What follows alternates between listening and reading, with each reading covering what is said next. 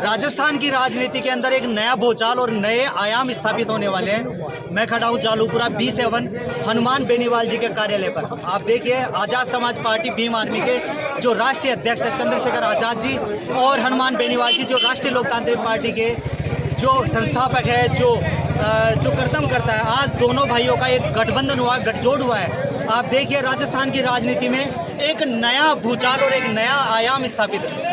ऐसे गद्दा और नेता, ऐसे शानदार जबरदस्त और जिंदाबाद वाले नेता यहाँ पर एक गठबंधन के तौर पर और पूरे सोशल मीडिया पे बवाल। देखिए, हमारे बीच के अंदर इतने साथी हैं। आपकी क्या राय है, कैसा रहेगा राजस्थान में इस बार चुनाव? ये बहुत शानदार, जानदार और जबरदस्त इस बार जो आपको देखने को मिलेगा राजस्थान की विधानसभा चुनाव में 2023। ये जो सपना है आज से 5 साल पहले राजस्थान में इम्प्लीमेंट लाया जाना था, लेकिन बहुजन जो मूवमेंट की हमारी जो दल थे उनकी निराशाजनक निर्णयों की वजह से ये नहीं हो पाया। आज हमें बड़े गर्व और खुशी की बात है कि जो हमारा 2018 में विजन था वो अब 2023 में हमारा पूरा होने जा रहा है। शुभ नाम सर आपका? मेरा मुकेश कुमार भैरवा, आज़ाद समाज पार्टी। यहाँ पर बहुत सारे लीडर हैं जो आज़ाद समाज पार्टी और भीम आर्मी से हैं, वहीं राष्ट्रीय लोकतांत्रिक पार्टी से भी है। राष्ट्रीय लोकतांत्रिक पार्टी से कैसा फील हो रहा है आपको?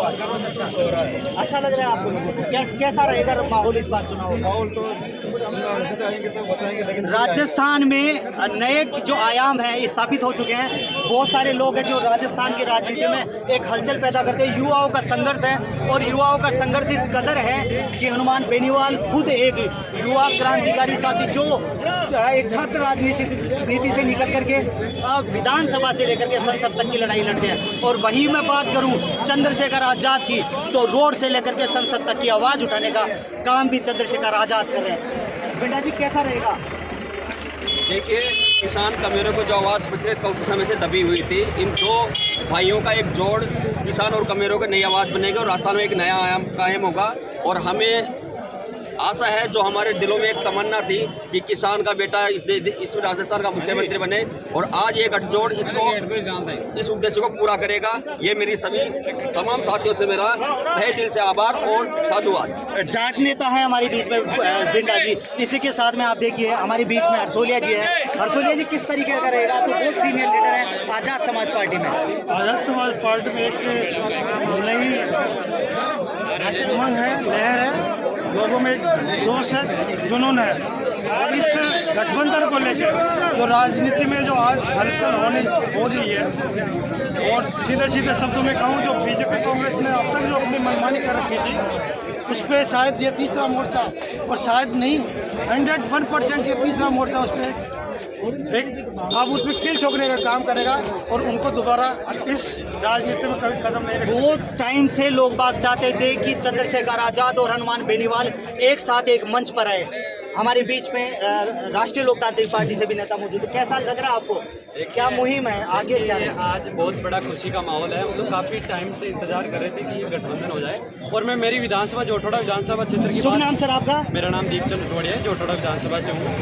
और जोटोड़ा विधानसभा की बात करता हूँ, मेरी 80 से 90 हज़ार के लगभग ST/SC के वोट है। ज़्यादा तो नहीं, अगर चंद्रशेखर जी हमारे साथ आ गए इसका इतना फर्क पड़ेगा। 80,000 में से कम 50,000 वोट सीधा RLP को पड़ेगा। इतना शानदार जबरदस्त गठजोड़, और देखिए युवाओं के जो प्रेरणा स्रोत है, जो युवाओं में जो एक क्रांति का जो आगाज करने वाले हैं। मैंने कई जगह ये देखा है कि चंद्रशेखर आज़ाद, हनुमान बेनीवाल एक मंच पर आकर के दलित, शोषित, पीड़ित और किसानों की आवाज़ उठाने के लिए मतलब संघर्ष करते नजर आए हैं। बात करूं मैं किसान आंदोलन की, बात करूं मैं राजस्थान की, जितने भी ये दलित मूवमेंट हुए हैं, चाहे वो भीलवाड़ा का जो आंदोलन हुआ हो, चाहे वो क्या नाम मेघवाल का हो, या पाली का जितेंद्र मेघवाल का, तो ऐसे बहुत सारे मामले हैं जिसमें एक दरी पर चंद्रशेखर आज़ाद और हनुमान बेनीवाल आपस में मिल करके और इस जो कांग्रेस सरकार है, बीजेपी की सरकार है, उनके खिलाफ मोर्चा खोलते हुए बैठे दिखाई दिए हैं।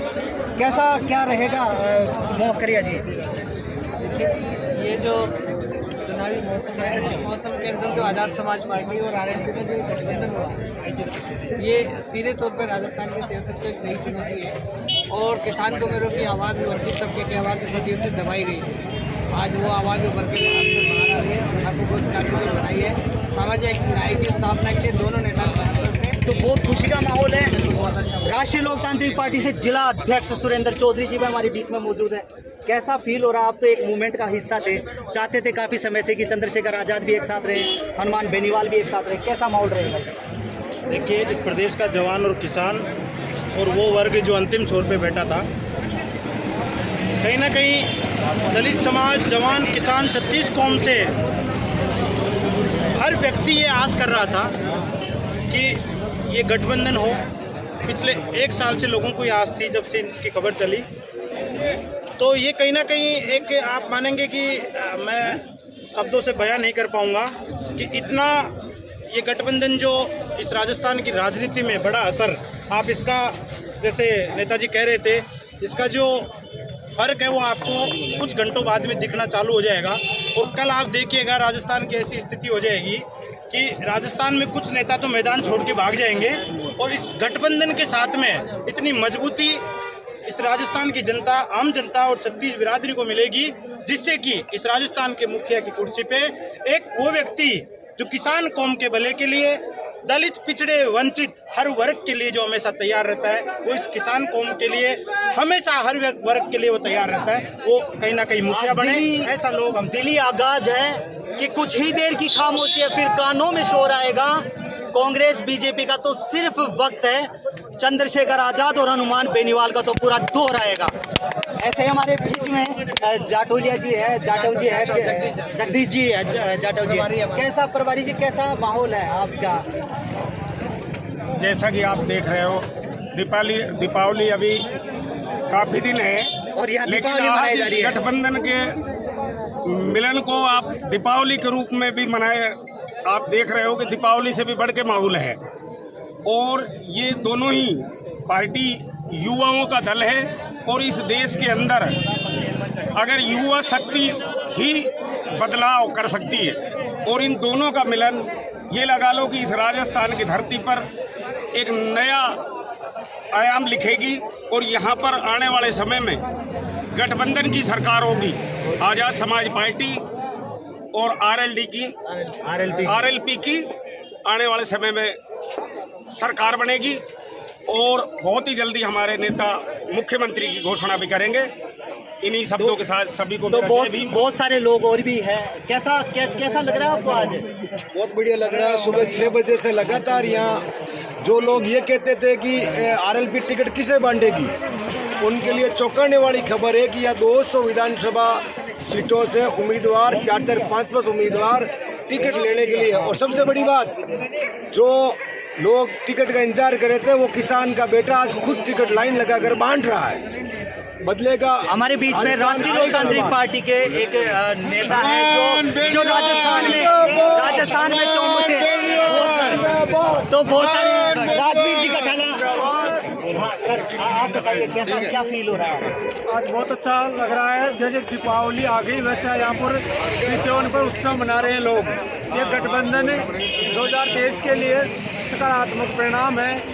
जो आज चंद्रशेखर आज़ाद जी आके जो बात की, कॉन्फ्रेंस की, उससे आने वाले विधानसभा चुनाव में काफ़ी सकारात्मक नजर आएगा। राजवीर जी कठाला जी हमारे बीच में हैं, कार्यालय प्रभारी रह चुके हैं यहाँ राजस्थान में, काफ़ी अच्छा मूवमेंट चलाए हैं राष्ट्रीय लोकतांत्रिक पार्टी से। राजवीर जी, आप तो बहुत पहले चंद्रशेखर आज़ाद से मिले हैं, प्रभावित हुए हैं और इस मुहिम में भी लगे। कैसा आज फील हो रहा है आपको ये रिजल्ट? आज प्रदेश के अंदर ये जो गठबंधन हुआ है उसमें बहुत खुशी की लहर है और ये खुशी की लहर वोटों में भी कन्वर्ट होगी और आने वाले टाइम में आपको 3 तारीख को ये गठबंधन की सरकार, डबल इंजन की सरकार राजस्थान में देखने को मिलेगी। तो देखिए गठबंधन भी देखिए, एक बोतल का और एक जो केतली का, तो एक बहुत बड़ा गठबंधन यहाँ पर हुआ है और राजस्थान की जो राजनीति है वहाँ पर एक नया आयाम स्थापित हुआ है। दोस्तों देखिए, सोशल मीडिया पर आप लोग देख करके चौंक जाएंगे। लोगों की नींद हराम हो चुकी है। कांग्रेस बीजेपी के जो गढ़ थे, जो स्थापित बहुत चर्चित और बहुत पुराने, उनकी दीवारें हिल चुके हैं। बहुत बहुत धन्यवाद राजेश बुनकर, राष्ट्रीय लोकतांत्रिक पार्टी और आज़ाद समाज पार्टी। बहुत बहुत धन्यवाद।